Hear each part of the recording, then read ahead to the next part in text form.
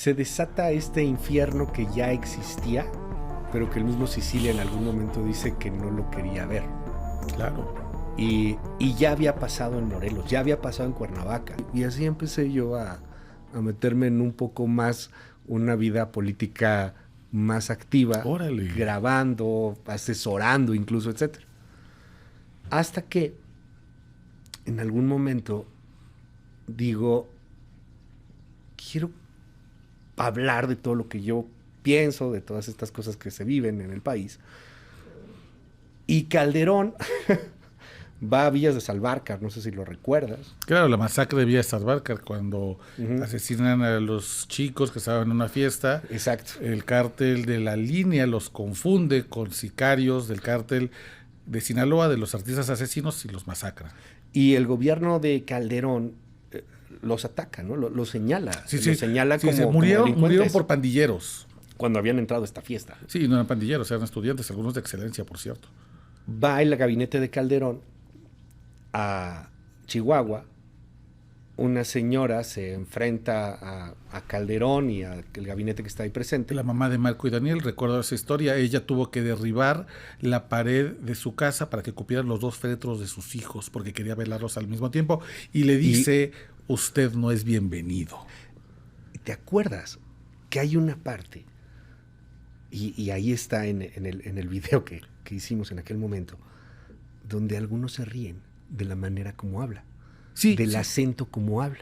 Y una señora de clase obrera. Una señora muy humilde. Sí, y de que además tenía una voz un poco chillona, que además se le agudizó con el llanto, y además, bueno, con una fortaleza, porque Calderón no iba solo. Del lado derecho tenía García Luna. Exacto. Y del lado izquierdo Margarita Zavala, la entonces primera dama. Sí.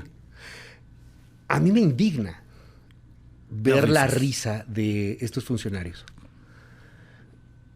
Y entonces lo que hago con el equipo que ahora tenía y que grababa y que hacía y que ya pues había evolucionado un poquito más, no creas que era nada fancy ni sofisticado, ¿no?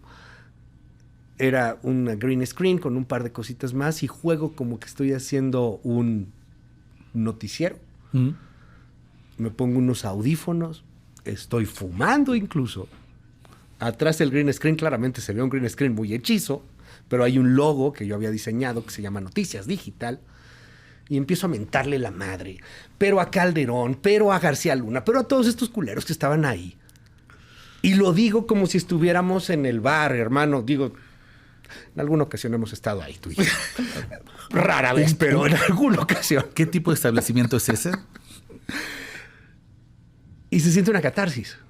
Digo, a ver, no estoy en la tele, no estoy en el radio, no estoy en ningún lado, estoy en mi casa. Puedo ser como yo quiera. Puedo ser como yo quiera, puedo hacer lo que yo quiera al final.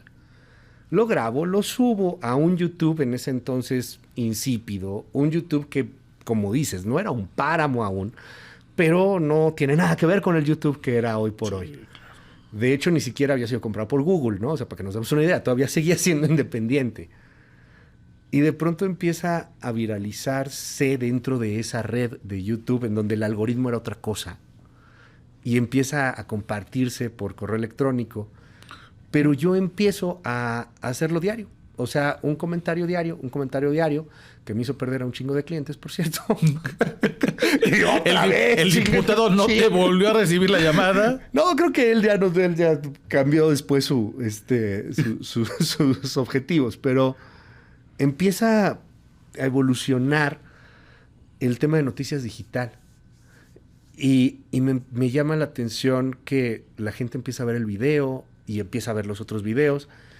Y todo era con un estilo totalmente desenfadado, sin ningún rigor periodístico. En algunos de los de Noticias Digital ponía, esto es una opinión, esto no es periodismo, esto es una opinión y se acabó. A quien le guste chido, a quien no, pues no pasa nada. Siempre tuve la cultura, yo tengo la cultura por mi familia de leer los periódicos. Mi abuela era una lectora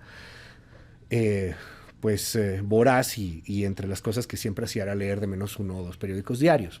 Wow. No se dedicaba al periodismo ni nada, simplemente era una disciplina de estar informada como ciudadana, ¿no? Y le gustaba mucho. Y me lo inculcó. Entonces siempre leía periódicos o trataba de estar informado. Cuando empezamos a hacer Noticias Digital, empiezo a ver que en otra cosa que también era súper naciente, llamada Twitter, que originalmente era para mandar un mensaje y Claro. que no te costaran los SMS, hay un hashtag que se llama Reynosa Follow. Claro. Y yo, chinga. O México Rojo. De ahí viene después lo de México Rojo. Chinga. Bueno. Entonces de repente te metías a Reynosa Follow. Y te reportaban, no, pues hay balacera en tal calle, hay cierre en tal hay muertos en tal. Sí. Chinga. Pasaban un par de días. Días, hermano. No horas. Días. 3, 4. Y la nota estaba, la que Reynosa Follow puso en tiempo real, La Jornada, El Universal, Reforma, Súper Excelsior. lentos para 3 o reaccionar. 4 días después estaba en Interiores, en Policíaca. Sí, página 8. Y en Policíaca, así como, o sea, no es un asalto a una licorería, es un pedo, güey. O sea, bloquearon una calle. Claramente aquí hay una. Estamos hablando de 2011, más o menos. 2011, 2010. Que es el apogeo de los Zetas. Es el Están apogeo de los en Zetas. todo. Y yo lo veo y empiezo a hacer un o sea, a seguirlos, me siguen y empezamos a platicar las personas que estaban en Reynosa Follow y tu servidor. Oye, pues está pasando esto. Y entonces en tiempo real grababa el video y lo subía. Y ese video se lo pasaban un poco. No como ahora, es que ahora de verdad es muy fácil pasar el video en WhatsApp y se acabó, no había WhatsApp. Entonces de repente a lo mejor alguien lo estaba viendo en una compu o en alguien, tenían internet, como sea. Entonces ya hablaba, oye, ahí balacera ya, ten cuidado. Y se empieza a mover mucho ese tipo de videos y de trabajos que Claro, hacíamos. porque Reynosa Follow nace como situación de riesgo, los SDRs, ¿no? Sí. Era una manera de alertar a la gente, por aquí no pases, exacto, dale la vuelta por acá están secuestrando. No había la inmediatez que tenemos ahora. Y la única inmediatez que existía, porque la radio obviamente estaba controlada, sí, y todos los medios estaban controlados, era Internet y era Twitter. Lo que hice fue seguir a estas personas, ellos me siguieron, nos empezamos a chatear y a mandar mensajes. Oye, hay tal bloqueo, oye, hay tal cosa, oye, pasa esto. Órale. Entonces empecé a hacer uno que se llamaba México Rojo de Noticias Digital. Y diario grababa un video. Y había un contador de repente del Universal, de repente salía en La Jornada, en distintos medios que eran más o menos abiertos, te daban el número de muertos que llevaban. Oye, llevamos tantos muertos, pero era así como nada que ver con lo de ahora, el sistema ejecutivo, del secretariado, no, o sea, era un conteo por ahí.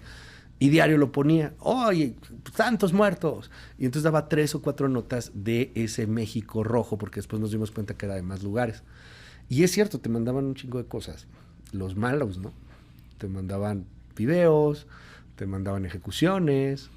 Así se crea el tipo del blog del narco. Al menos la primera versión. La primera, exacto. Uh-huh.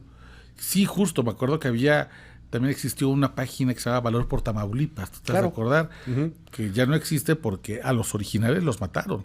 Y eran administradores de Facebook que no eran periodistas. Claro. Eran médicos, eran mecánicos, eran amas de casa.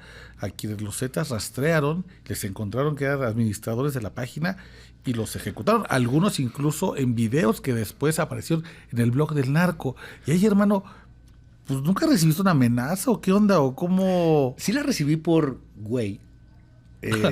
Sí, porque además, decir, uno no sabía lo que no estaba WhatsApp, haciendo. No, por güey. Y yo creo que por pendejo. Es que uno no sabe con qué está lidiando. La verdad es que no sabía yo con qué estaba lidiando y me pasó con el tipo del blog del narco, con el primero. Al menos con el que yo chateé muchas veces, y era el primero, y te estoy hablando de esto 2010 justamente, pues el tipo era un cuate que estudiaba seguridad informática, era un informático.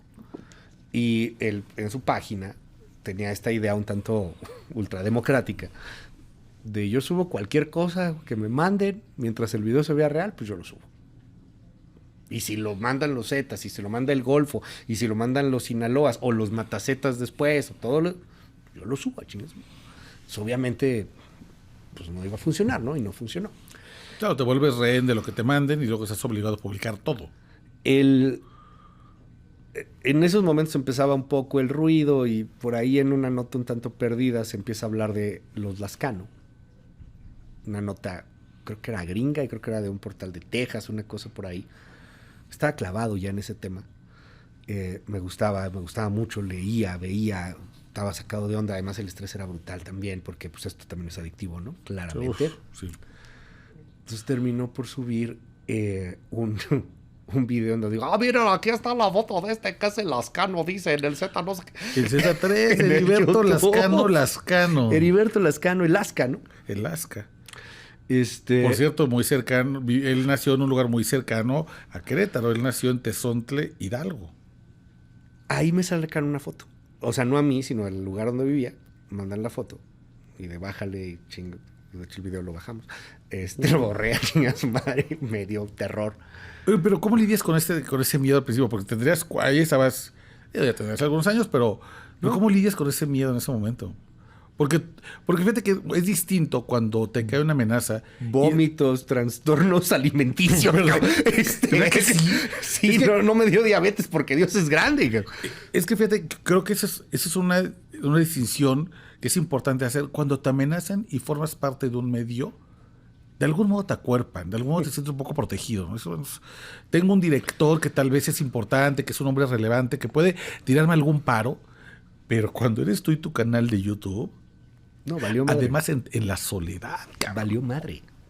Vale madre, porque no hay nada que te proteja. Claro. No hay nada de nada, no hay recursos económicos tampoco, no hay ni madres.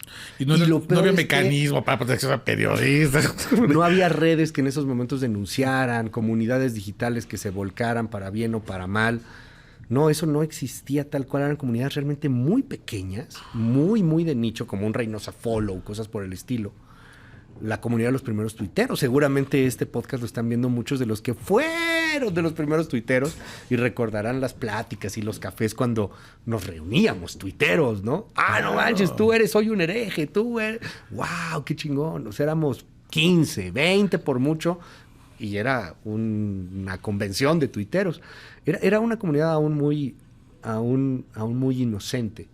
Muy inocente porque apelábamos a la libertad de expresión, a poder denunciar todo, al empoderamiento ciudadano, pero sin ninguna plataforma detrás y además en un estado como México.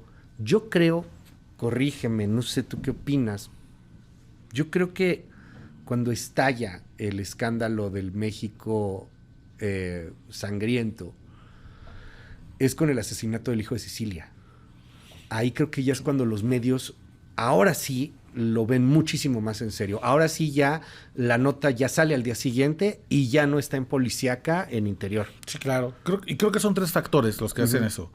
Uno es que Cecilia era un personaje muy importante. Un poeta reconocido, que además se sabía que no estaba en círculos del crimen organizado. Nadie dudaba de su buena reputación. Un cristiano practicante sí. Con una probidad conocida por todos. Un cristiano practicante, además, con ciertas ideas hasta pegadas a izquierda. Sí, además, claro. Sí. O sea, un personaje muy interesante. Socialista, sí. Segundo, que ocurre muy cerca de la Ciudad de México, ¿no? El horror lo habíamos visto en Tamaulipas, ahí, lo habíamos visto en Chiapas, en Guerrero, pero no lo habíamos visto tan cerca. Y que pasa en Temixco el asesinato del hijo de Cecilia lo vuelve también. Y luego creo que el hecho de que no haya sido asesinado el hijo solo, sino que muere junto con, no sé si lo voy a decir bien o mal, 5 personas más o 6 personas más. Y además es asesinado en una condición muy extraña. Todavía no se conoce incluso la razón. Algunos dicen que fue porque se peleó en un bar y eso fue lo que detonó todo. Porque además eso pasa y pasaba. No tenía que pasarte otra cosa más que pelearte en un bar, ver mal a alguien, que volteaba una chica y volteabas a verla y decías, eso es suficiente para que te pase lo peor. Se desata este infierno que ya existía, pero que el mismo Cecilia en algún momento dice que no lo quería ver. Claro. Y ya había pasado en Morelos, ya había pasado en Cuernavaca. Sí. Cecilia lo ha dicho en muchas ocasiones, seguro te lo ha dicho a ti, me lo ha dicho a mí.